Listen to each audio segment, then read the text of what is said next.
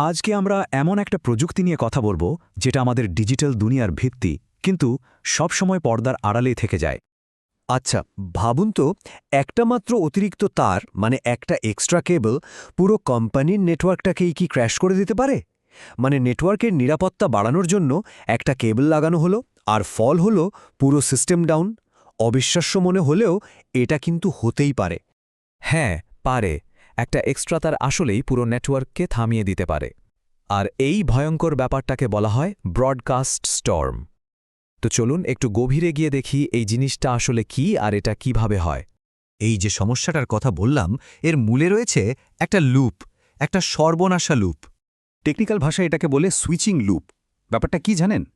যখন নেটওয়ার্কের ডেটা যাওয়ার জন্য একাধিক রাস্তা খুলে যায়, তখন ডেটা প্যাকেটগুলো একটা গোলক ধাঁধায় আটকা পড়ে যায়। এগুলো একই সার্কেলে অবিরাম ঘুরতেই থাকে, বেরোনোর কোনো পথ পায় না। ব্যাপারটা অনেকটা একটা ডিজিটাল ইকো চেম্বারের মতো। ধরুন একটা মেসেজ নেটওয়ার্কে পাঠানো হলো। ওই লুপের কারণে মেসেজটা শুধু ঘুরছেই না, নিজের কপি তৈরি করতে করতে লক্ষ লক্ষ মেসেজে পরিণত হচ্ছে।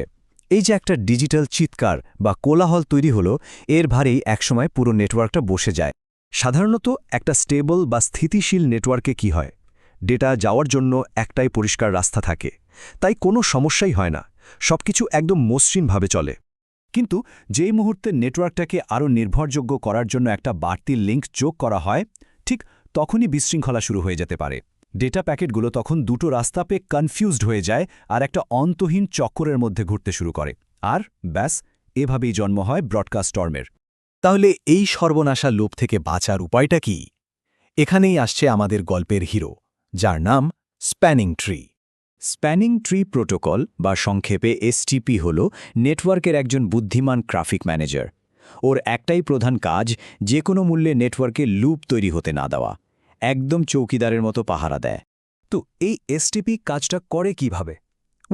এর একটা সিম্পল 3 ধাপের প্ল্যান আছে। স্টেপ 1, ও প্রথমে নেটওয়ার্কের সব সুইচের মধ্যে থেকে একজনকে লিডার বানায়, যাকে বলে রুট ব্রিজ। স্টেপ 2, এরপর প্রত্যেকটা সুইচ থেকে ওই লিডারের কাছে যাওয়ার সবচেয়ে ভালো রাস্তাটা খুঁজে বের করে। আর ফাইনালি স্টেপ 3, লুপ যাতে না হয় সেজন্য বাকি যত এক্সট্রা রাস্তা আছে সবগুলোকে ব্লক করে দেয়। সিম্পল, তাই না? এখানে দেখুন, পার্থক্যটা একদম চোখে পড়ার মতো।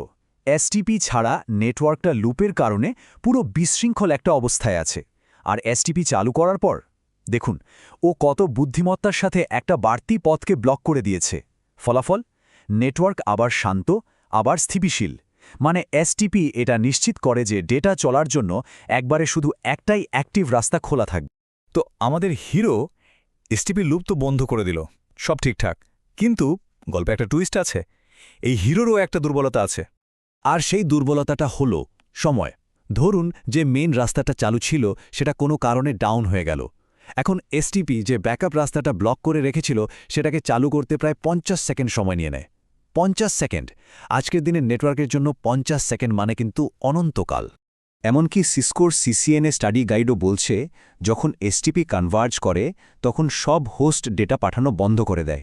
মানে ওই যে 50 সেকেন্ড সময়, যখন এসটিপি নতুন রাস্তা বানাচ্ছে তখন নেটওয়ার্কে কোনো ডেটা চলাচল করে না।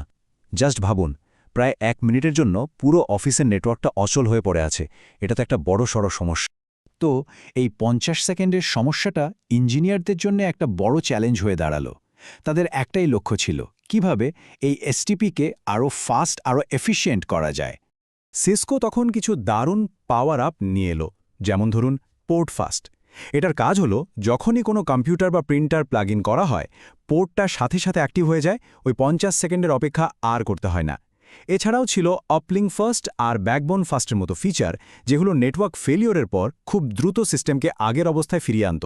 এইসব ছোট ছোট উন্নতির হাত ধরেই জন্ম হলো একটা সম্পূর্ণ নতুন, আধুনিক আর অনেক বেশি শক্তিশালী প্রোটোকলের। আর তার নাম হল র্যাপিড স্প্যানিং ট্রি প্রোটোকল, সংক্ষেপে আরএসটিপি। এটা আসলে এসটিপিরই একটা বিবর্তিত আপগ্রেডেড ভার্সন, যা আগের সব দুর্বলতাগুলোকে দূর করার জন্যই তৈরি হয়েছে। ক্লাসিক এসটিপি আর এই নতুন আরএসটিপির মধ্যে পার্থক্যটা আকাশ-পাতাল।